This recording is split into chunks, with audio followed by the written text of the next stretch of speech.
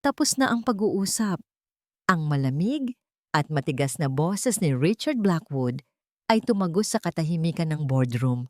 Walang emosyon, walang bakas ng pag-aalinlangan.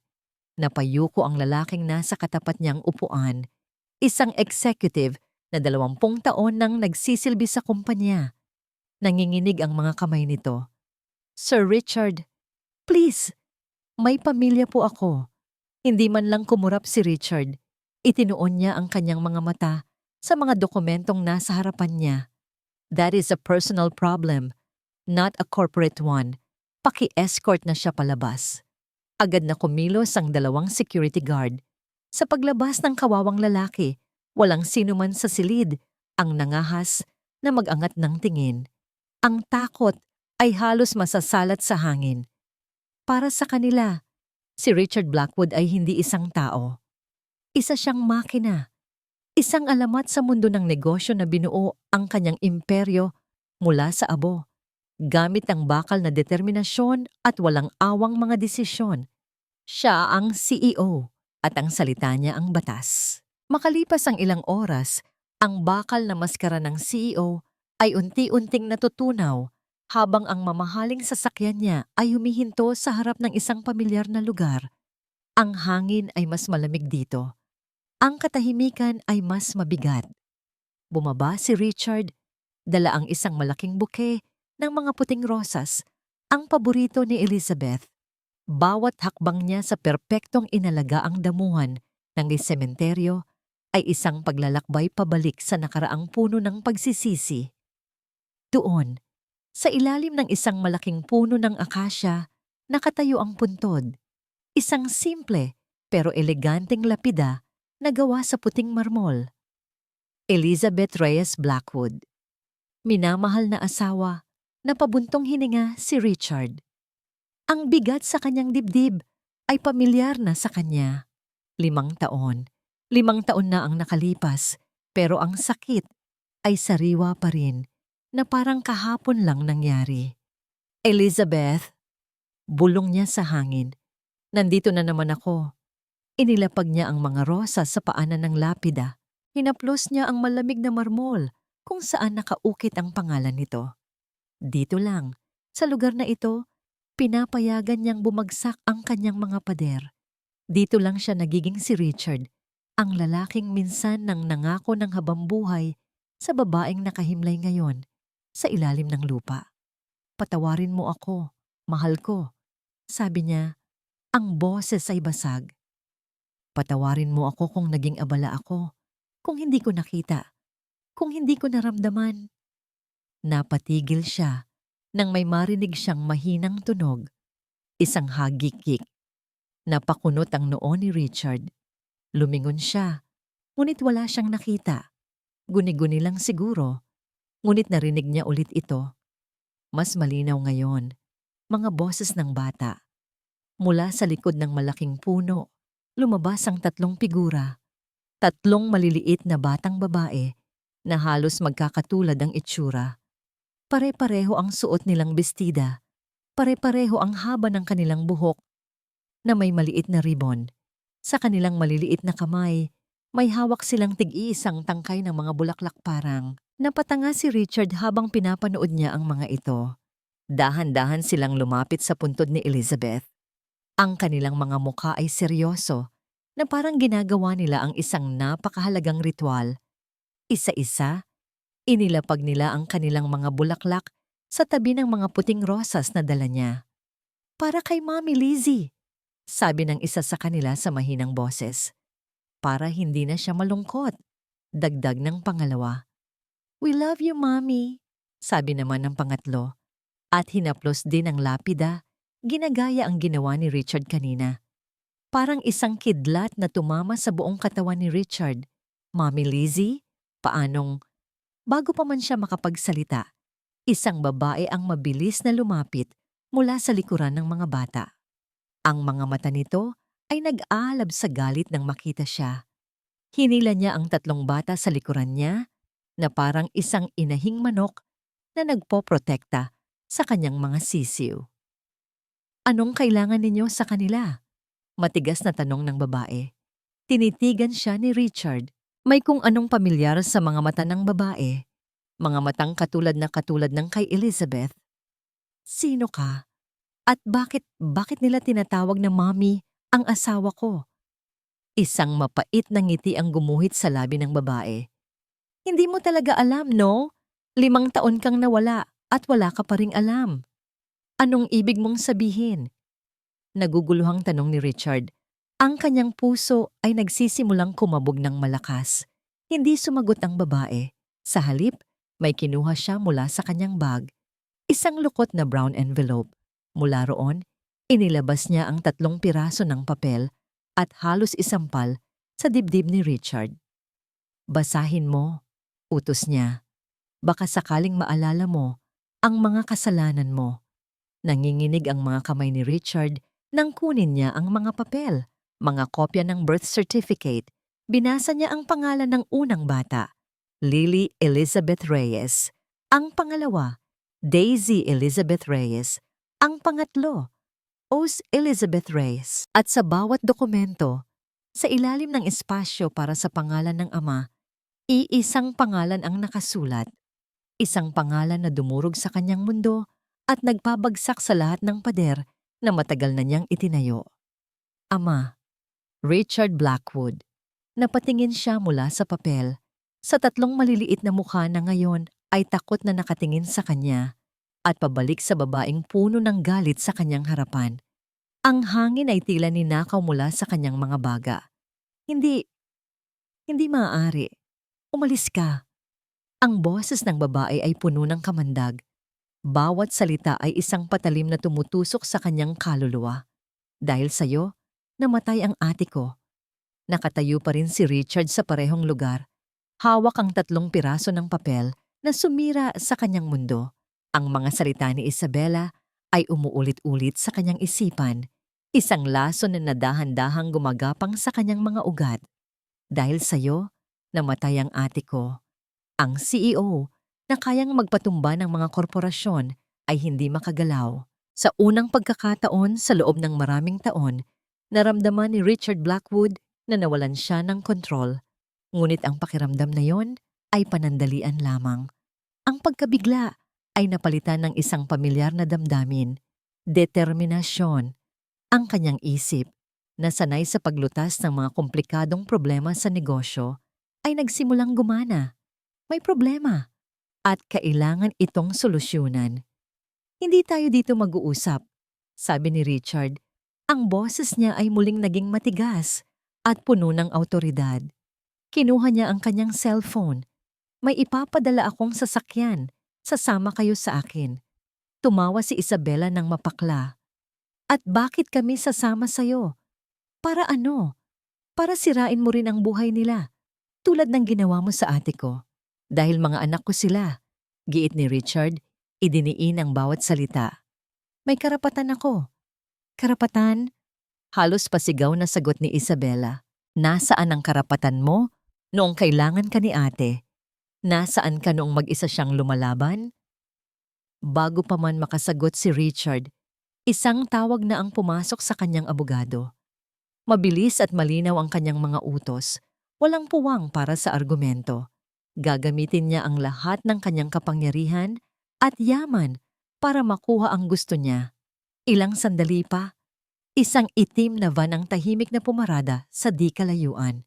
Si Richard, gamit ang malamig na lohika ng isang negosyante, ay ipinaliwanag kay Isabella ang sitwasyon. Maaari silang sumama ng maayos o maaari niyang dalhin ang usapan sa korte ngayon din. Alam nilang pareho kung sino ang mananalo sa ganoong laban. Walang nagawa si Isabella, kundi ang sumunod. Puno ng galit ang kanyang mga mata, ngunit niyakap niya ang 3 bata at inakay papasok sa sasakyan. Ang biyahe papunta sa mansyon ni Richard ay puno ng nakabibinging katahimikan. Ang 3 bata, na marahil ay nararamdaman ang tensyon, ay tahimik na nakatingin sa labas ng bintana. Si Isabella ay nakayakap sa kanila. Ang kanyang katawan ay isang pader sa pagitan nila at ni Richard. Pagdating sa mansyon, ang katahimikan ay biglang nabasag. Wow! Ang laki! Sigaw ni Lily, ang pinakamaligalig sa tatlo. Kasing laki ng palasyo. Hirit naman ni Daisy. May mga kabayo po ba dito, sir? Tanong ni Rose, ang pinakamahina ang boses, kay Richard. Sir. Tinawag siyang sir ng sarili niyang anak. Isang sundot ng sakit ang naramdaman ni Richard, ngunit isinantabi niya ito. Ang malawak at tahimik na mansyon na dati santuwaryo ng kaayusan para kay Richard ay naging isang playground. Ang mga katulong ay nagulat sa biglaang pagdating ng mga bata. Ang mga mamahaling vase at antigong kasangkapan ay tila nasa panganib. At hindi nagtagal, nangyari na nga ang kinatatakutan. Isang malakas na tunog ng nabasag na salamin ang umalingaw-ngaw mula sa sala. Nagmamadaling pumasok si Richard at nakita niya ang isang Ming Dynasty vase, isang piraso na nagkakahalaga ng milyon-milyon na basag sa sahig. Sa tabi nito ay si Lily na may hawak na bola, ang mga mata ay nanlalaki sa takot. Sino ang may gawa nito? Ang boses ni Richard ay umalingaw-ngaw na parang kulog. Nagsimulang umiyak si Lily. Mabilis na dumating si Isabela at niyakap ang bata. Hinarap niya si Richard. Bata lang yan, aksidente lang. Hindi mo kailangang sumigaw. Aksidente? Alam mo ba kung magkano ang halaga niyan? Mas mahalaga pa ba yan sa pakiramdam ng isang bata? Ganti ni Isabela.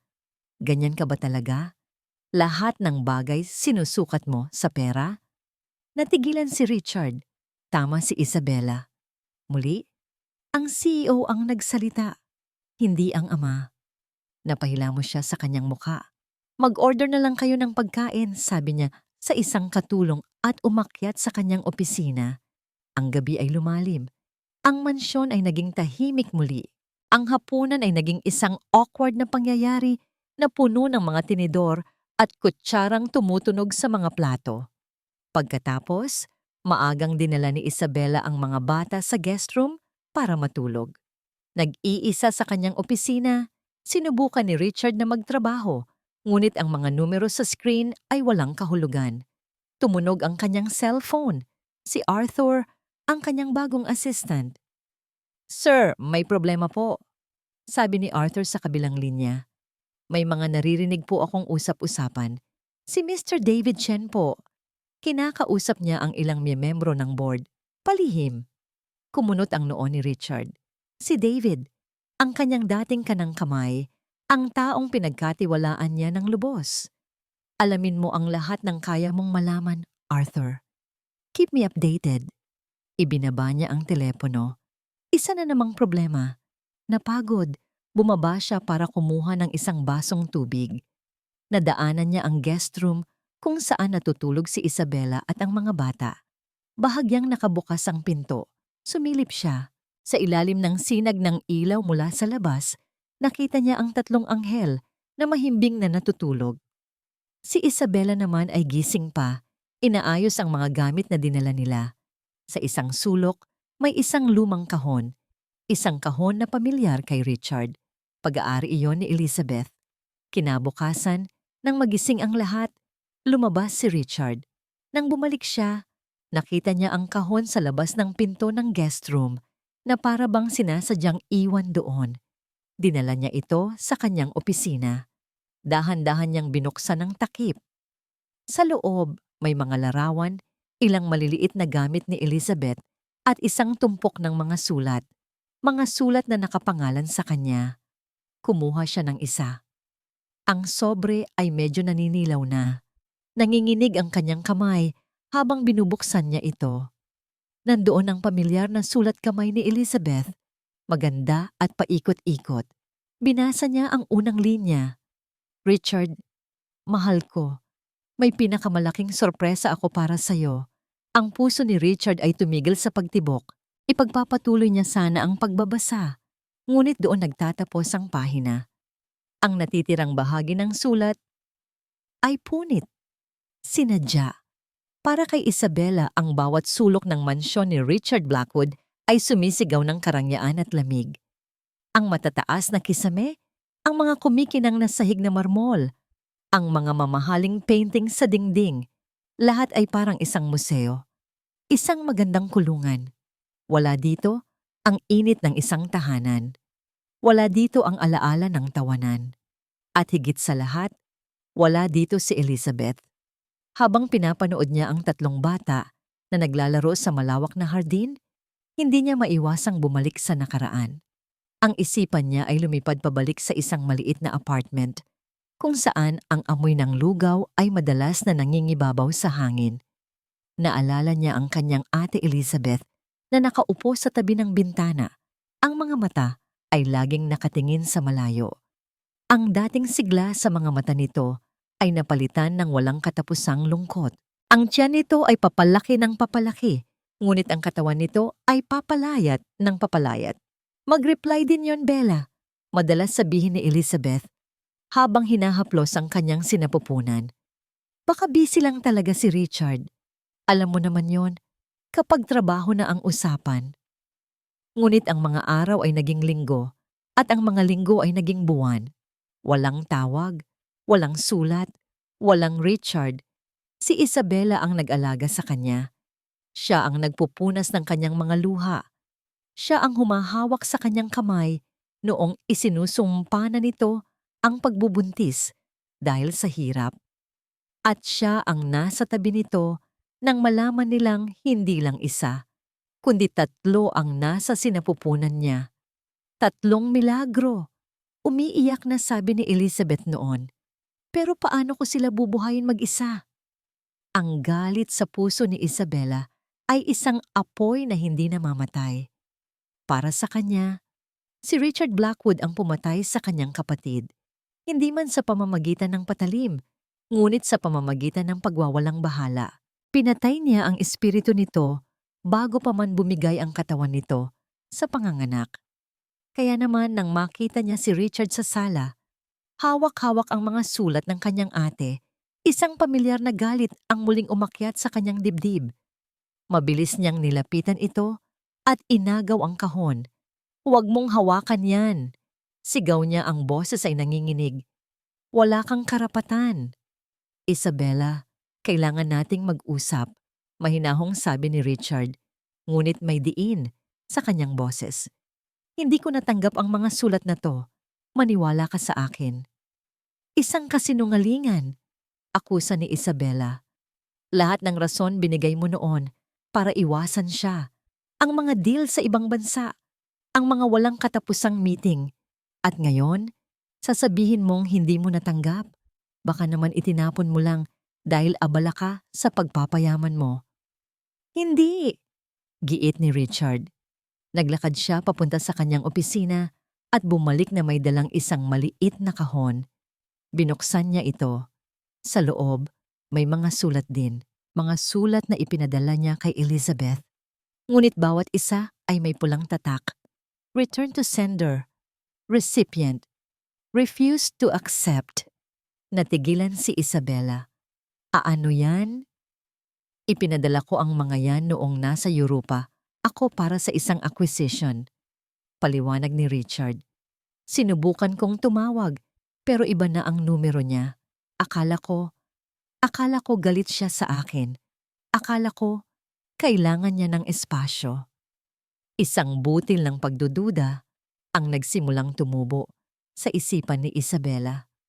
Pareho silang may mga sulat na hindi nakarating sa paroronan. Paano nangyari yon?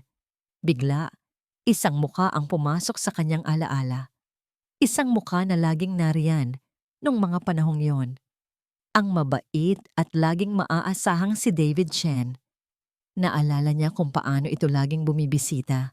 May dalang prutas o pagkain para kay Elizabeth. Si David ang laging nagsasabi, "Hayaan mo na, Liz. Baka kailangan mo nang tanggapin na nagbago na siya." Si David ang nag-asikaso ng paglipat ni Elizabeth sa probinsya para makalanghap ng sariwang hangin. Si David, na laging may malungkot na ngiti sa labi tuwing tinitingnan ng kanyang ate. Si David! Bulong ni Isabela sa sarili. Sa gitna ng kanilang tensyonadong pag-uusap, isang sigaw ang pumutol sa lahat. "Tita Bella! Si Lily po!" Nagmamadali silang tumakbo sa kwarto ng mga bata. Nakita nila si Lily, na nakahiga sa kama, nanginginig at namumutla. Nang salatin ni Isabela ang noo nito, nag-init ito na parang baga. Nilalagnat siya, natatarantang sabi ni Isabela. Walang pag-aalinlangan. Binuhat ni Richard si Lily. Ang CEO na hindi marunong mag-alaga ng bata ay biglang naging isang ama na puno ng pag-aalala. Dalhin natin siya sa ospital. Ang sumunod na mga oras ay isang malabong pagkataranta. Si Richard ang nagmaneho. Si Isabela ang yumakap kay Lily sa likod. Sa unang pagkakataon, hindi sila magkaaway. Sila ay 2 taong nag-aalala para sa isang batang mahalaga sa kanila. Habang naghihintay sila sa emergency room, kinailangan ni Richard na lumabas para sagutin ang isang mahalagang tawag. Nakasandal sa pader, narinig ni Isabela ang kanyang boses, hindi na malamig at may awtoridad, kundi puno ng pagkaapura. Arthur, kailangan ko ng lahat ng impormasyon, sabi ni Richard sa kausap sa telepono. Ang boses niya ay seryoso at mababa. I want to know everything about David Chen. Bawat galaw niya sa loob ng nakalipas na 5 taon, bank records, travel history, phone logs, lahat. Walang ititira. Napatakip ng bibig si Isabela. Ang pagdududa sa kanyang isipan ay lumalaki. Nagiging isang nakakatakot na posibilidad. Posible kaya? Posible kayang ang taong inakala niyang anghel na tagapagligtas ng kanyang ate ay siya palang demonyong sumira sa lahat? Pagkatapos ng insidente sa ospital, may nagbago sa loob ni Richard. Ang lagnat ni Lily ay bumaba na, ngunit isang apoy naman ang nag-alab sa kanyang puso. Isang determinasyon na patunayan sa lahat, kay Isabela, sa kanyang mga anak, at lalo na sa kanyang sarili, na kaya niyang maging ama. Ang unang hakbang, ang parent-teacher meeting sa eskwelahan ng mga bata. Ito na ang kanyang pagkakataon. Anong oras ang meeting? Tanong niya kay Isabela habang nag-aagahan. Nagtaas ng kilay si Isabela, halatang nagulat. 10:00, sigurado ka bang pupunta ka? Baka may mas importante kang meeting sa kumpanya. Ang sarkasmo ay hindi maitago sa boses nito. Pupunta ako, mariing sabi ni Richard. Ngunit ang mga lumang gawi ay mahirap mamatay. Isang urgent na tawag mula sa Hong Kong ang umubos ng 1 oras niya. Isang critical na email mula sa Board of Directors ang kumuha pa ng 30 minuto. Nang sa wakas, ay tumingin si Richard sa kanyang relo. 10:30 na. Minaneho niya ang sasakyan na parang demonyo. Pagdating niya sa eskwelahan, nakita niya si Isabela na palabas na ng classroom. Ang mukha ay mas madilim pa sa ulap ng bagyo. I'm sorry, I'm late, sabi ni Richard hinihingal. Huli na, malamig na sagot ni Isabela. Narinig ko na ang lahat. Mababait daw sila at matatalino, pero laging malungkot ang mga mata. Laging naghahanap ng isang figurang wala doon.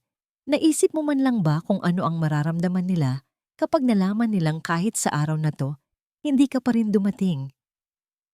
Bawat salita ay isang sampal. Napayuko na lang si Richard. Isa na namang pagkakamali. Determinado siyang bumawi. Kung hindi niya maibibigay ang kanyang oras, ibibigay niya kung ano ang meron siya. Pera. Kinagabihan, ang sala ng mansyon ay napuno ng dambuhalang mga kahon. Mga pinakabagong high-tech na laruan, isang life-size na dollhouse, 3 maliliit na electric car. Ang halaga ng mga ito ay sapat na para bumili ng isang bahay. Nagliwanag ang mga mukha ng mga bata. Nagpasalamat sila. Ngunit pagkatapos ng ilang oras ng paglalaro, napansin ni Richard na isa-isa silang bumalik sa kanilang kwarto. Nang sumilip siya, nakita niya silang 3 na magkakasama sa isang sulok, masayang naglalaro. Hindi sa mga bago at kumikinang nilang laruan, kundi sa mga luma at kupas na manikang tela na iniwan sa kanila ni Elizabeth. Natigilan siya. Ang mga laruan ay hindi pa rin nagagalaw. Bigla, isang alaala ang sumalakay sa kanyang isipan. Isang gabi, ilang linggo bago umalis si Elizabeth. Masaya itong lumapit sa kanya habang abala siya sa kanyang laptop. Richard, mahal, may sorpresa ako sa'yo, sabi nito. Ang mga mata ay nagniningning. Ang pinakamalaking regalo ng buhay natin. Gusto kong sabihin sa'yo sa anniversary natin. Mamaya na, Liz. Busy ako, sagot niya noon. Hindi man lang nag-angat ng tingin mula sa screen. Ang sorpresa, ang regalo. Ang mga ito pala, 3 buhay na regalo na ipinagkait niya sa kanyang sarili dahil sa trabaho. Isang malamig na pakiramdam ang gumapang sa kanyang likod. Gabi na nang makita niya si Rose na nakaupo sa hagdanan, malungkot na sinusuklay ang buhok ng kanyang manika. Ang tirintas nito ay buhaghag na. Gusto mo bang tulungan kita? Alok ni Richard. Umiling ang bata. Si Tita Bella lang po ang marunong. Pwede niya akong turuan, sabi ni Richard. Tinawag niya si Isabella. Sa una, nag-alinlangan ito. Ngunit nang makita ang determinasyon sa mukha ni Richard, pumayag din. Umupo si Richard sa sahig, sa tabi ni Rose. Si Isabella ay nasa likuran niya, ginagabayan ang kanyang malalaki at clumsy na mga daliri. Dahan-dahan lang. Ganyan nga. Ipatong mo yung isa sa gitna. Ang kanilang mga kamay ay nagdadaiti paminsan-minsan. Ang bango ng shampoo ni Isabella ay umabot sa kanyang pang-amoy. Sa sandaling iyon, sa ilalim ng dim na ilaw ng sala, hindi sila magkaaway. Sila ay 2 taong sinusubukang buuin ang isang sirang pamilya. Nang matapos ang tirintas, hindi man perpekto, ngumiti si Rose. Isang tunay na ngiti. Salamat po, sir. Daddy. Isang mainit na pakiramdam ang bumalot sa puso ni Richard. Isang maliit na tagumpay. Ngunit ang kapayapaan ay panandalian lamang. Nang bumalik siya sa kanyang opisina, may isang email na naghihintay sa kanya. Walang subject. Mula sa isang hindi kilalang sender. Binuksan niya ito. Isa itong litrato. Ang kanyang 3 anak, masayang naglalaro sa playground ng eskwelahan. Kinuha mula sa malayo na parang may nagmamanman. Sa ilalim ng litrato, may isang maikling mensahe. Ang gaganda pala ng mga anak mo, Richard. Sana lang, nasa mabuting mga kamay sila. Nanigas si Richard sa kanyang upuan. Ito ay isang banta. Malinaw na malinaw. Bago pa man niya matawagan ang kanyang security head, tumunog ang intercom sa kanyang mesa. Ang boses ng isa sa mga katulong. Sir, may bisita po kayo sa labas. Nagpakilalang si Mr. David Chen. Kasabay nito, narinig niya ang tunog ng doorbell. Sumilip si Richard sa bintana. Doon, sa harap ng kanyang pintuan, nakatayo si David. Nakangiti ito ng malapad. Sa kanyang mga kamay, may dala itong isang malaking basket ng mga laruan. Dahan-dahan, lumingon si David at tumingin diretso sa bintana ng kanyang opisina na para bang alam nitong nandoon siya. Kumaway pa ito. Sir Richard, sabi ni David sa intercom. Ang boses ay puno ng pagkukunwaring kabaitan. Nabalitaan ko ang magandang balita. Nandito ako para tumulong. Bumaba si Isabella mula sa hagdanan nang marinig niya ang doorbell. Sino naman kaya ang bibisita ng ganitong oras? Nang buksan ng katulong ang pinto, isang pamilyar na muka ang kanyang nakita. David! Gulat na tanong niya. Bella, kamusta ka na? Ang nangiti ni David ay kasing init at kasing aliwalas ng dati. Lumapit ito at binigyan siya ng isang magaan na yakap. Nabalitaan ko ang nangyari. I came as soon as I could. Sa likuran ni David, nakita ni Isabella si Richard na bumababa rin ng hagdanan. Ang mukha nito ay parang bato. Ang mga mata ay matalim na nakatutok kay David. Halata ang tensyon sa pagitan ng dalawa. Tito David! Ang sigaw ay nagmula sa 3 bata na biglang sumulpot mula sa kanilang silid laruan. Tumakbo sila palapit kay David at niyakap ang kanyang mga binti. Hello, my little angels! Masayang bati ni David at isa-isang ginulo ang kanilang mga buhok. Tingnan ninyo ang dala ni Tito. para sa inyo." Ibinigay niya ang malaking basket ng laruan. Tuwang-tuwa ang mga bata. Ang eksena ay perpekto. Isang mapagmahal na tito na bumibisita sa kanyang mga pamangkin. Ngunit para kay Isabela, may kung anong mali. Bakit ganoon na lang kalapit ang mga bata kay David? Nang magkaroon ng pagkakataon, hinila ni Isabela si David sa isang sulok ng hardin. "Paano mo nalaman na nandito kami?" tanong niya. "Ang balita ay mabilis kumalat, Bella, lalo na kung tungkol kay Richard Blackwood." Sagot ni David, ang ngiti ay hindi nawawala. "Pero hindi yan ang importante. Ang importante, kamusta kayo? Hindi ka ba niya sinasaktan?" Ang mga bata. "Maayos kami," sagot ni Isabela, pinapanood ang reaksyon ni David. Napabuntong hininga si David. Ang kanyang mga mata ay napuno ng lungkot. "Alam mo, naalala ko pa noon si Liz. Gabi-gabi siyang umiiyak. Naghihintay sa isang taong hindi na babalik. Ako ang laging nasa tabi niya, Bella. Ako ang saksi sa lahat ng sakit na pinagdaanan niya dahil sa lalaking yan." Ang mga salita ni David ay dapat sanang nagpaalam muli sa galit ni Isabela kay Richard. Ngunit sa halip, isang pagdududa ang gumapang sa kanya. Kung si David nga ang laging nasa tabi ng ate niya, bakit hindi nito nabanggit sa kanya ang tungkol sa mga sulat na hindi nakarating? Samantala, sa loob ng kanyang opisina, binubuksan ni Richard ang isang folder na kadarating lang mula sa kanyang investigador. Naglalaman ito ng mga paunang ulat tungkol kay David Chen. Walang masyadong kahina-hinala sa pananalapi. Ngunit isang bagay ang nakakuha ng kanyang atensyon. Isang serye ng mga withdrawal ng maliliit na halaga mula sa isang personal na account na ginawa sa isang maliit na bayan sa probinsya. Ang pangalan ng bayan, Santa Catalina. Ang parehong bayan kung saan nanirahan si Elizabeth noong nagbubuntis ito. Bumalik si Richard sa sala. Nakita niya si David na masayang nakikipaglaro sa mga bata. Si Isabela naman ay nakatayo sa di kalayuan. Ang mukha ay nagpapakita ng pagkalito. "David!" Malamig na tawag ni Richard. Lumingon si David. Ang ngiti ay hindi pa rin na nawawala. "Sir Richard, it's been a long time." "May kailangan tayong pag-usapan," sabi ni Richard. "Sa opisina ko. Ngayon na." Sumunod si David. Bago sila pumasok, lumingon si Richard kay Isabela. "Isabela, sumama ka." Sa loob ng opisina, isinara ni Richard ang pinto.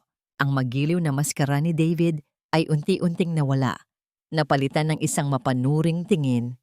"What is this about, Richard?" Hindi sumagot si Richard. Sa halip, inilapag niya sa mesa ang isang tumpok ng mga papel, ang mga sulat na ibinalik sa kanya, at ang mga punit na sulat ni Elizabeth. "Alam mo ba kung ano ang mga to, David?" tanong ni Richard. Tiningnan ni David ang mga sulat at sa isang iglap, isang emosyon ang dumaan sa kanyang mga mata. Isang emosyon na hindi nakita ni Richard sa kanya dati. Takot. Ngunit mabilis itong nawala. "Mga lumang sulat. Anong meron dyan?" "Huwag ka nang magpanggap," sabi ni Richard. "Ikaw ang nasa likod nito, hindi ba? Ikaw ang humarang sa mga sulat namin para sa isa't isa." "Nagkakamali ka, Richard. Bakit ko naman gagawin yon?" Ngumisi si Richard. Inilapag niya ang isa pang folder sa mesa. Ang folder mula sa kanyang investigador. "Santa Catalina," sabi ni Richard. "May binibisita ka ba doon? Siguro isang postal clerk na nangangailangan ng dagdag na kita?" Nanlaki ang mga mata ni David, ngunit hindi pa tapos si Richard. Mula sa ilalim ng folder, kinuha niya ang isang huling piraso ng ebidensya. Isang set ng mga sulat na hindi pa nakikita ni Isabela. Nakuha ito ng investigador mula sa isang source sa loob ng lumang apartment ni Elizabeth. "At ito," sabi ni Richard, ang boses ay puno ng yelo, "ang pinakamatindi mong kasalanan." Inilapag niya ang mga sulat sa harap ni Isabela. Ang sulat kamay ay halos perpektong imitasyon ng kay Richard. Ang papel ay kapareho ng ginagamit niya sa opisina, ngunit ang mga salita ay puno ng lason. Itigil mo na to, Elizabeth. Pera lang ang habol mo. Huwag mo na akong guluhin. May sarili na akong buhay. Kung ano man yang dinadala mo, problema mo yan, hindi sa akin. Napatakip ng bibig si Isabela. Ang kanyang mga mata ay napuno ng luha. Kaya pala tuluyang sumuko ang kanyang ate. Hinarap ni Richard si David. Ang galit ay hindi na maitago. You didn't just hide our letters, David. You wrote fake ones. You poisoned her mind against me. You made her believe I abandoned her. Ang katahimikan sa silid ay halos mababasag. Si David, na na-corner na ay tumawa. Isang tawang walang saya. Isang tawang puno ng kabaliwan. Ginawa ko lang kung ano ang nararapat, sigaw niya. Hindi ka karapat-dapat sa kanya, Richard. Masyado kang abala sa imperyo mo. Ako dapat ang para sa kanya. Minahal ko siya. Tumingin siya kay Isabela. Ang kanyang mga mata ay nag-aapela. Maniwala ka sa kanya, Isabela? Sa lalaking sumira sa buhay ng ate mo? O sa akin nakasama ng ate mo hanggang sa huli? Ang mga salita ni David ay nakabitin sa hangin, mabigat at puno ng lason. Napatingin si Isabela mula sa nag-aapoy na mga mata ni David papunta sa mukha ni Richard na ngayon ay nangingitim sa galit. Sa isang sulok ng kanyang isipan, alam niya ang totoo. Ang lahat ng piraso ng palaisipan ay nagtutugma na. Ang mga sulat, ang pagbisita ni David sa probinsya, ang kanyang pagkukunwari. Ngunit ang puso niya ay naguguluhan. Ang David na nakikita niya ngayon ay hindi ang mabait at maaasahang kaibigan na nakilala niya. Ito ay isang halimaw na nagtatago sa ilalim ng maskara. Ang kumokontrol na CEO sa loob ni Richard ay sumabog. Sa isang mabilis na kilos na hindi inaasahan ng sinuman, sinugod niya si David. Isang malakas na suntok ang tumama sa panga ni David na nagpatalsik dito sa sahig. Para yan kay Elizabeth, sigaw ni Richard.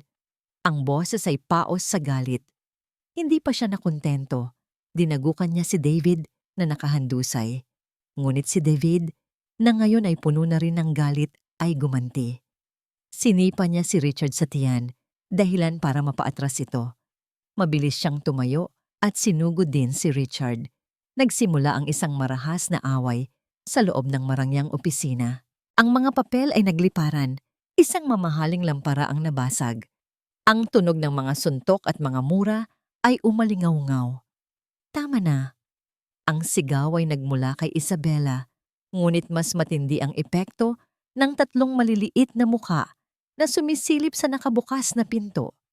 Ang kanilang mga mata ay nanlalaki sa takot. Ang iyak ni Rose, ang unang narinig, na sinundan ng dalawa pa. Ang tunog ng pag-iyak ng kanyang mga anak, ang pumukaw kay Richard mula sa kanyang galit. Agad siyang tumigil at lumayo kay David. Ang kanyang mukha ay puno ng pagsisisi nang makita niya ang takot sa mga mata ng mga bata. Duguan ang labi at may pasa sa pisngi. Tumayo si David. Inayos niya ang kanyang gusot na damit at ngumisi nang mapang-asar kay Richard. Tingnan mo ang sarili mo, Blackwood. Isa kang hayop. Paano ka magiging ama sa kanila? Pagkatapos ay lumingon siya kay Isabela. Sasama ako sa inyo, sabi niya. At mabilis na lumabas ng opisina, dumaan sa umiiyak na mga bata na parang hindi niya sila nakikita. Naiwan sa silid ang tatlo, si Richard na hinihingal at duguan, si Isabela na nanginginig pa rin, at ang mga bata na hindi mapatahan sa pag-iyak. Kinuha ni Isabela ang first aid kit, walang nagsasalita. Dahan-dahan niyang nilinisan ang sugat sa labi ni Richard gamit ang isang bulak na may alcohol. Napapikit si Richard sa hapdi. Salamat, mahinang sabi niya. Hindi sumagot si Isabela. Ang kanyang mga kamay ay hindi na nanginginig. Ang kanyang mga kilos ay sigurado.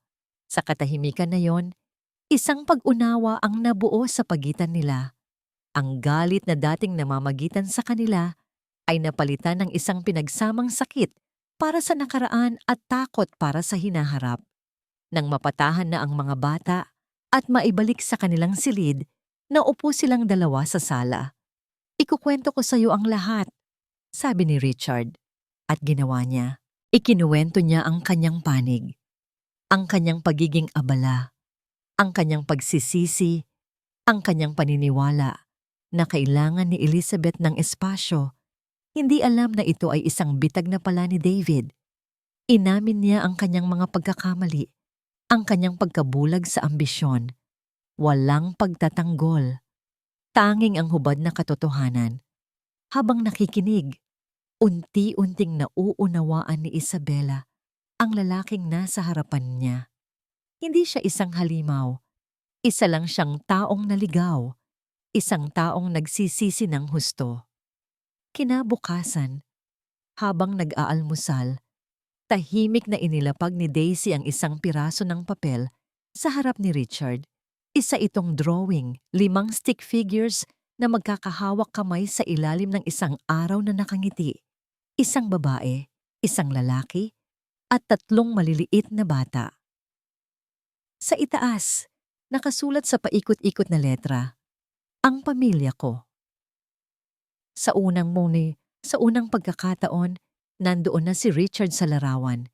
Isang ngiti ang unti-unting sumilay sa labi ni Richard. Isang tunay na ngiti.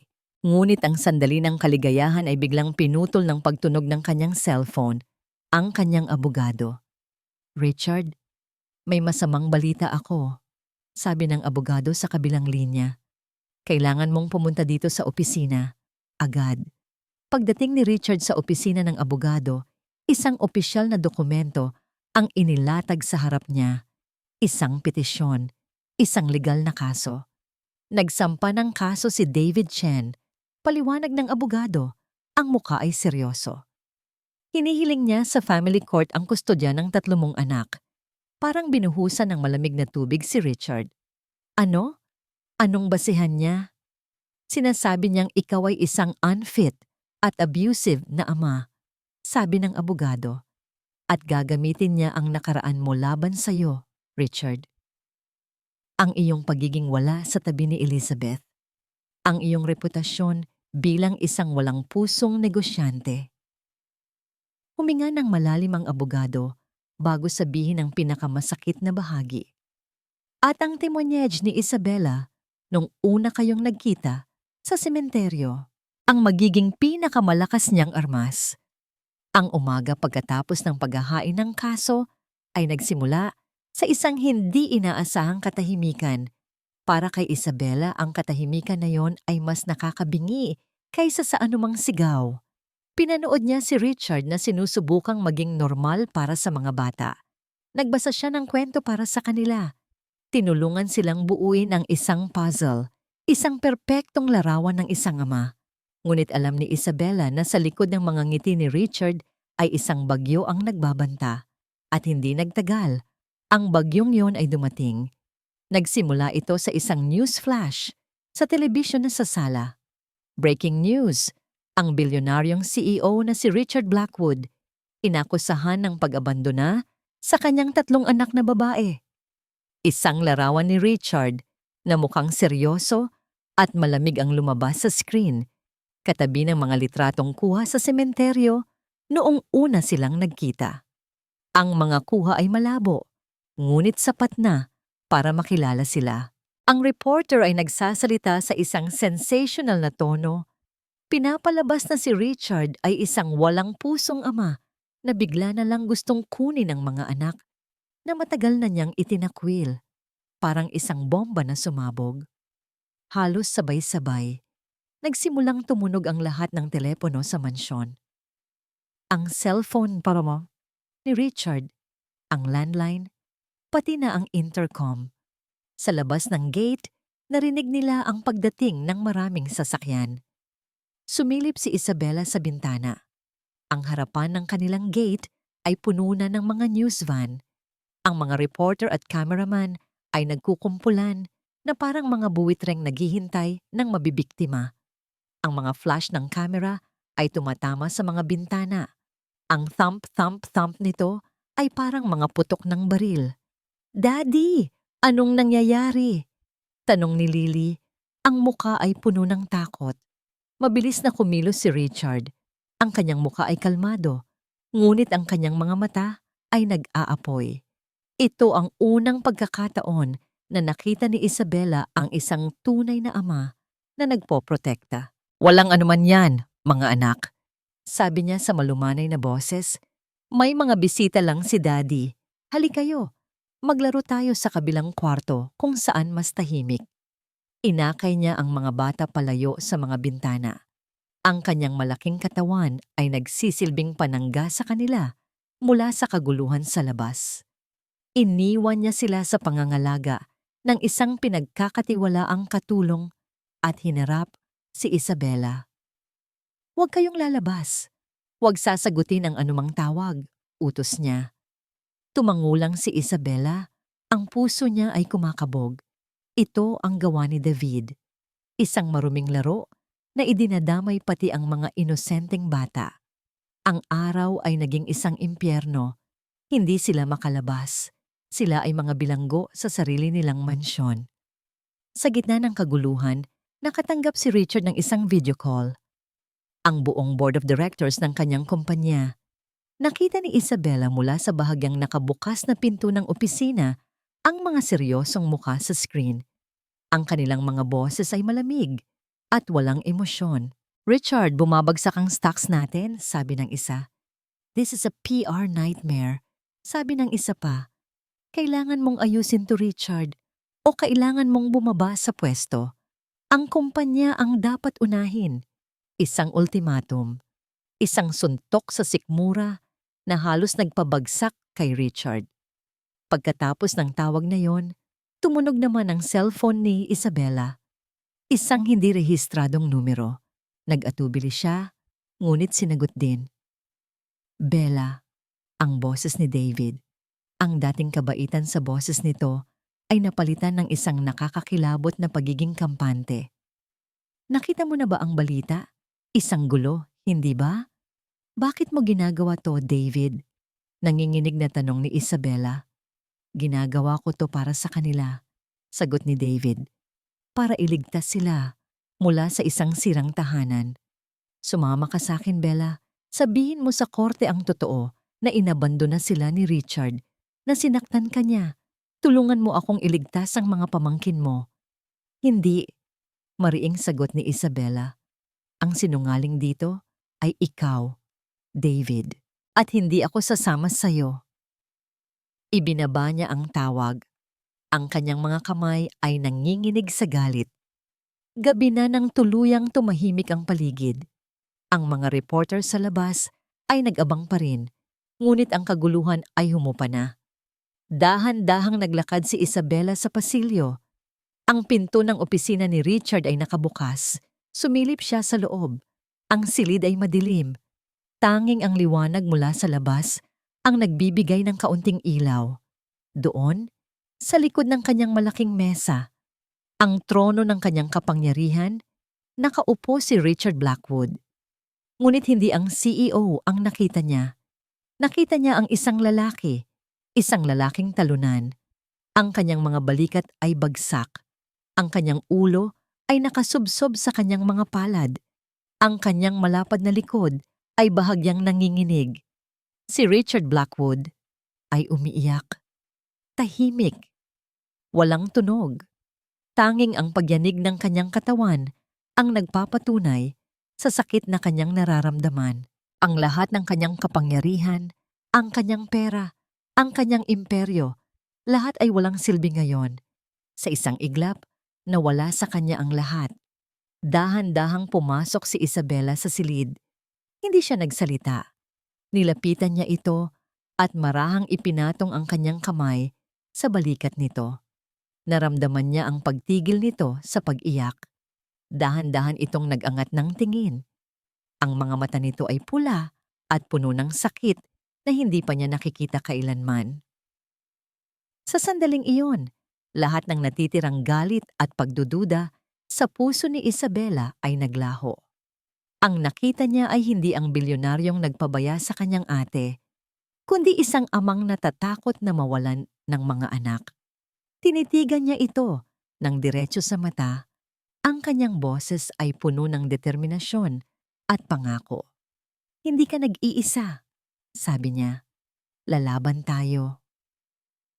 Ang loob ng courtroom ay malamig at formal. Ang bawat bulong ay umuulit. Ang bawat ubo ay isang ingay. Para kay Richard, ang hangin ay mas mabigat kaysa sa alinmang boardroom na napasukan niya. Nakaupo siya sa tabi ng kanyang abogado, ang kanyang mga kamay ay magkadaop sa ibabaw ng mesa. Sa kabilang panig, nakaupo si David Chen, ang mukha ay nagpapahayag ng kabanalan, ang perpektong imahe ng isang nag-aalalang kamag-anak. Sa likuran, sa mga upuan, para sa mga manonood, nakaupo si Isabela. Ang kanyang mga mata ay nakatutok kay Richard, isang tahimik na mensahe ng suporta. Nagsimula ang paglilitis. Ang abogado ni David ay mahusay. Ipinipinta niya si Richard bilang isang makapangyarihang buwitre ng korporasyon. Isang lalaking mas inuuna ang kita kaysa sa mga tao. Naglabas siya ng mga flight record, mga email na may timestamp, mga kalendaryo ng meeting. Lahat ay nagpapatunay na si Richard ay nasa ibang panig ng mundo noong mga panahong pinakakailangan siya ni Elizabeth. Si Mr. Blackwood ay isang abalang tao, Your Honor. Sabi ng abogado ni David, isang napakaabalang tao na wala man lang siyang panahon para sa sarili niyang asawa noong ito'y nagdadalang tao at nag-iisa. Sunod-sunod ang mga saksi ni David, isang dating kasambahay na nagpatotoo na bihira niyang makita si Richard sa bahay. Isang dating sekretarya na nagkumpirma sa kanyang walang tigil na iskediul. Bawat temoignage ay isang pako na ibinabaon sa kabaong ng pagkatao ni Richard bilang isang ama. Si Richard ay nakaupo lang doon, tahimik na tinatanggap ang bawat suntok. Totoo ang lahat ng yon. Iyon ang nakaraan niya. Isang multo na hindi niya matatakasan. Dumating ang oras para tumestigo si Isabela. Nanginginig ang kanyang mga binti habang naglalakad siya papunta sa witness stand. Miss Reyes, magiliw na tanong ng abogado ni David. Totoo po ba na noong una ninyong makita si Mr. Blackwood sa sementeryo, ang sinabi ninyo sa kanya ay, "Dahil sa'yo, namatay ang ate ko"? Huminga ng malalim si Isabela. Opo. Isang bulungan ang umalingaw-ngaw sa courtroom. Anan.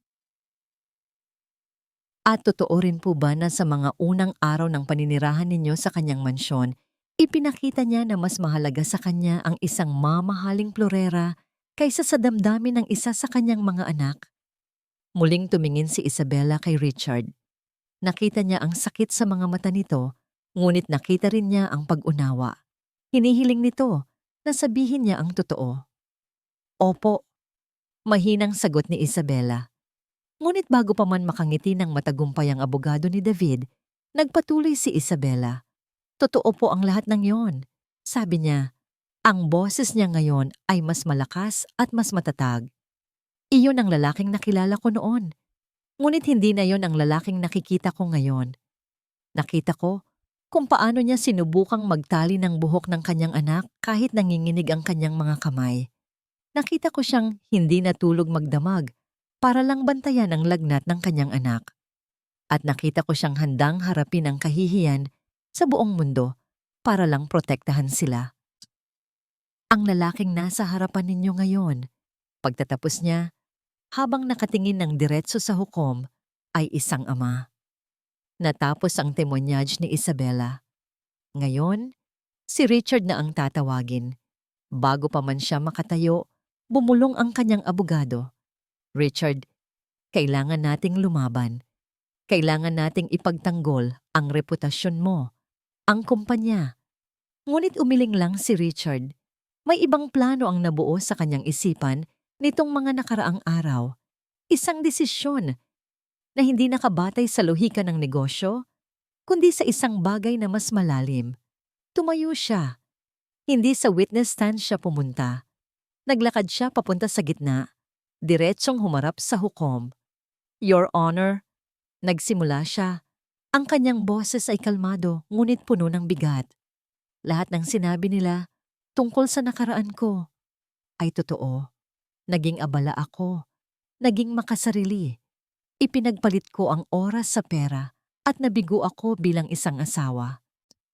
Huminto siya sandali at tiningnan ang 3 bakanting upuan sa harap na nakalaan sana para sa kanyang mga anak. Ang mga pagkakamaling iyon ay habang buhay kong pagsisisihan at wala akong magagawa para baguhin pa ang nakaraan. Tumingin siya kay David na ngayon ay may ngiti na sa labi, iniisip na nanalo na ito. Ngunit may magagawa ako para sa kinabukasan, nagpatuloy si Richard. Ang aking kumpanya, ang Blackwood Corporation, ito ang naging dahilan ng aking pagkabulag. Ito ang naging dahilan kung bakit nawala sa akin ang pinakamahalagang tao sa buhay ko at hindi ko hahayaang mangyari ulit iyon. Huminga siya ng malalim at binitawan ang mga salitang magpapayanig sa mundo ng negosyo. Your Honor, sa araw na ito, sa harapan ng korteng ito, opisyal akong nagbibitiw bilang CEO ng Blackwood Corporation. Ibibigay ko ang lahat ng aking oras at atensyon sa 3 taong mas mahalaga pa kaysa sa anumang kumpanya sa mundo, ang aking mga anak. Isang nakabibinging katahimikan ang bumalot sa courtroom. Ang ngiti sa mukha ni David ay biglang naglaho. Nawala ang kanyang alas. Ang buong motibo niya, ang makuha ang kumpanya, ay biglang gumuho sa harap niya. Ang pag-atake niya sa pagiging ama ni Richard ay naging sandata na sumira sa sarili niyang plano, ngunit hindi pa tapos si Richard. At mayroon pa po akong isang huling ebidensya na nais isumite sa korte, sabi niya. Nagsignal siya sa kanyang abogado. Isang maliit na audio recorder ang inilabas at ipinarinig sa buong korte. Ang boses ni David ang umalingaw-ngaw. Mama ka sakin, Bella. Sabihin mo sa korte ang totoo na inabando na sila ni Richard. At pagkatapos, ang pinakamatinding bahagi mula sa isa pang na-recover na tawag na hindi alam ni David kung saan kinukumpirma niya sa isang kasabwat ang kanyang mga ginawa. Madali lang pekehin ang sulat kamay niya at ang matandang kartero sa Santa Catalina, bayad na. Ang mukha ni David ay namutla. Napatingin siya sa paligid, naghahanap ng matatakasan. Ngunit wala na. Tapos na ang laro. Ang hukom ay pumukpok ng kanyang martilyo. Ang korte ay magkakaroon ng isang maikling recess. Ngunit alam na ng lahat ang kahahantungan nito. Ang paglabas nila mula sa courtroom ay isang eksenang puno ng kaguluhan. Ang mga flash ng kamera ay sumasalubong sa kanila na parang kidlat. Ang mga tanong mula sa mga reporter ay naghahalo-halo na parang isang koro ng ingay. Mr. Blackwood, totoo po ba ang pagbibitiw ninyo? Anong masasabi ninyo sa mga akusasyon laban kay Mr. Chen?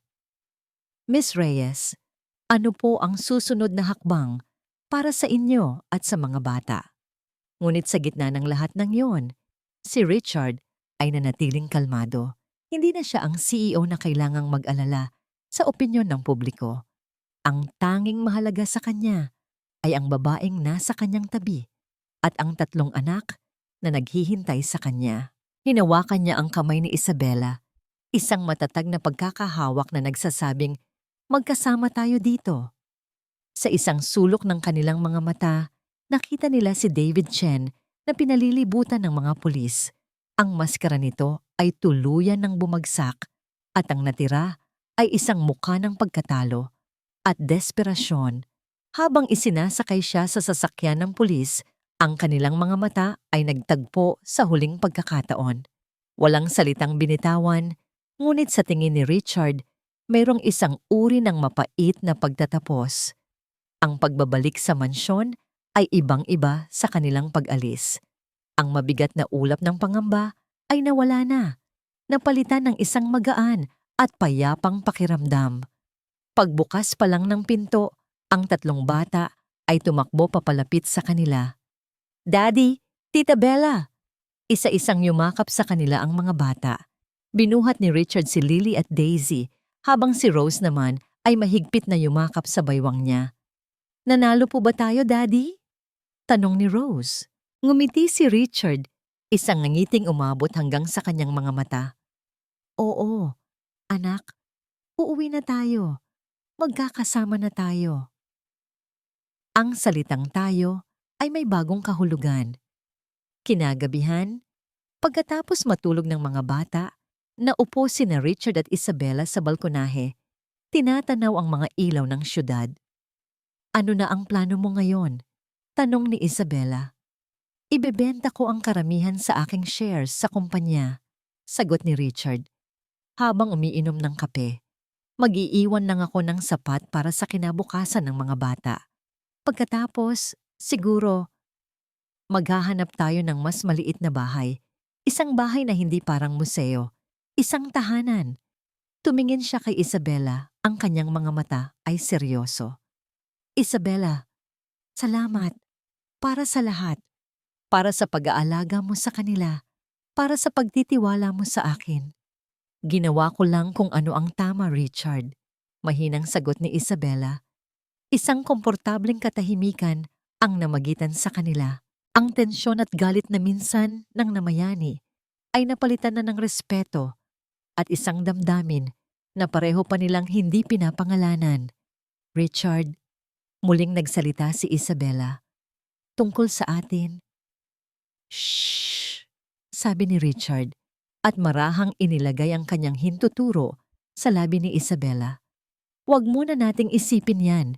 Sa ngayon, ang mahalaga ay sila." Itinuro niya ang direksyon ng silid ng mga bata. "Ayusin muna natin ang pamilya natin. Ang lahat ng iba pa ay maghihintay." Ngumiti si Isabella. Iyon ang tamang sagot. Ang sumunod na mga linggo ay isang panahon ng pagbabago. Tinupad ni Richard ang kanyang sinabi. Ang balita ng kanyang pagbibitiw at ang pagbebenta ng kanyang shares ay yomanig sa mundo ng negosyo, ngunit hindi na ito mahalaga sa kanya. Ang kanyang bagong opisina ay ang kusina. Ang kanyang bagong board meeting ay ang paghahanda ng baon ng mga bata para sa eskwela.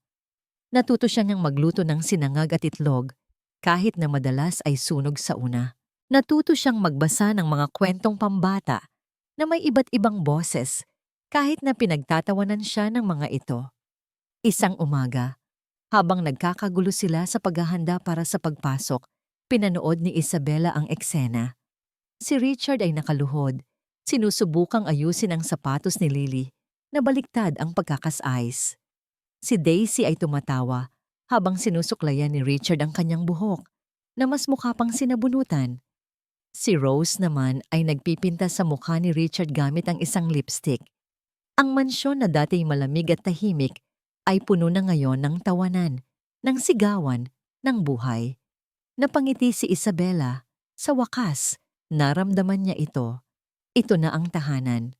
Mamayang gabi, habang mahimbing na natutulog ang mga bata, lumapit si Richard kay Isabella sa hardin. Wala silang sinabi. Tumingin lang sila sa isa't isa at sa ilalim ng liwanag ng buwan, dahan-dahan niyang hinawakan ang kanyang pisngi at binigyan siya ng isang halik. Isang halik na hindi nagmamadali. Isang halik na puno ng pasasalamat, pangako, at simula ng isang bagong kabanata. Isang taon ang lumipas. Ang malawak at malamig na mansyon ay isa na lamang alaala.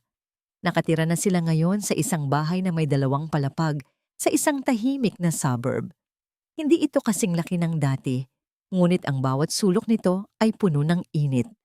Ang mga pader ay pinalamutian hindi ng mga mamahaling painting, kundi ng mga drawing ng 3 batang babae. Ang hardin ay hindi perpektong inalagaan, ngunit puno ito ng mga laruan at isang maliit na swing set na si Richard mismo ang nag-assemble. Ang umaga ay nagsisimula, hindi sa tunog ng alarm clock para sa isang corporate meeting, kundi sa maliliit na mga paa na tumatakbo sa pasilyo. "Daddy, gising na. May late kami." Ngumiti si Richard habang minulat niya ang kanyang mga mata. Sa tabi niya, mahimbing pang natutulog si Isabela. Marahan niya itong hinalikan sa noo bago bumangon. Ang dating kinatatakutang CEO ng Blackwood Corporation ay isa na ngayong master sa paggawa ng pancake na may iba't ibang hugis. Ang kanyang business suit ay napalitan na ng isang simpleng t-shirt at shorts na madalas ay may mantsa ng kung ano-anong pagkain. Lily, huwag mong lagyan ng ketchup ang pancake mo. Saway niya habang naghahanda ng baon. Daisy, dahan-dahan sa pag-inom ng gatas mo. Rose, ang ganda ng ribbon mo ngayon, anak. Lumabas si Isabela mula sa kwarto, nakangiti. Ako na dyan, mahal. Mag-asikaso ka na ng sarili mo. Ang salitang mahal ay natural nang lumalabas sa kanilang mga labi. Ang kanilang relasyon ay dahan-dahang namukadkad, itinayo sa pundasyon ng respeto at isang pinagsamang pagmamahal para sa mga bata. Sa parke, pagkatapos ihatid ang mga bata sa eskwela, tinuruan ni Richard si Daisy kung paano magbisikleta. Kaya mo yan, anak. Huwag kang bibitaw. Sigaw niya habang tumatakbo sa likod ng bisikleta. Nang sa wakas, ay natuto na itong magbalanse at magpedal ng mag-isa. Ang sigaw ng tuwa ni Daisy ay musika sa pandinig ni Richard. Napagod siya at bahagyang natumba sa damuhan. Ngunit habang nakahiga siya roon, hinihingal at pinagpapawisan, naramdaman niya ang isang kaligayahang hindi kayang bilhin ng kahit anong halaga ng pera. Isang hapon, habang nagpapahinga sila sa sala, lumapit si Rose kay Richard. Daddy, tanong nito habang nakatingin sa isang lumang litrato ni Elizabeth sa mesa. Masaya na kaya si Mommy Lizzie sa langit? Napatingin si Richard kay Isabela na lumapit at umupo sa tabi nila. Niyakap ni Isabela si Rose. Oo naman, anak, sabi ni Richard. Sigurado akong masaya na siya dahil nakikita niyang masaya at alaga kayong mabuti. Ang araw na yon ay ang ika-6 na anibersaryo ng pagkamatay ni Elizabeth. Kinagabihan, magkakasama silang 5 na pumunta sa sementeryo. Hindi na ito isang lugar ng kalungkutan para kay Richard. Isa na itong lugar ng pasasalamat. Dala nila ang mga bulaklak na paborito ni Elizabeth. Inilapag ng 3 bata ang kanilang mga bulaklak sa puntod. Hi, Mommy, sabi ni Lily. Top 1 po ako sa klase namin. Mommy, marunong na po akong magbike. Di na po ako natumba. Masayang kwento ni Daisy. Mommy Lizzie, bulong ni Rose. Mahal na mahal po namin si Daddy at si Mama Bella. Mama Bella. Iyon na ang tawag nila kay Isabela. Tumayo si Richard sa likuran nila. Ang isang kamay ay nasa balikat ni Isabela. Pinanood niya ang kanyang pamilya, ang kanyang tunay na yaman. Nang sila na lang dalawa ang naiwan sa harap ng puntod, hinawakan ni Richard ang malamig na marmol. Natupad ko na ang pangako ko, mahal.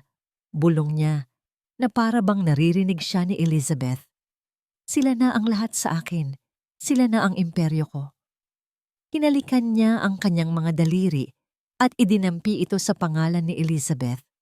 Salamat sa pinakamagandang regalo ng buhay ko. Pagtalikod nila para umalis, isang malamig na hangin ang umihip.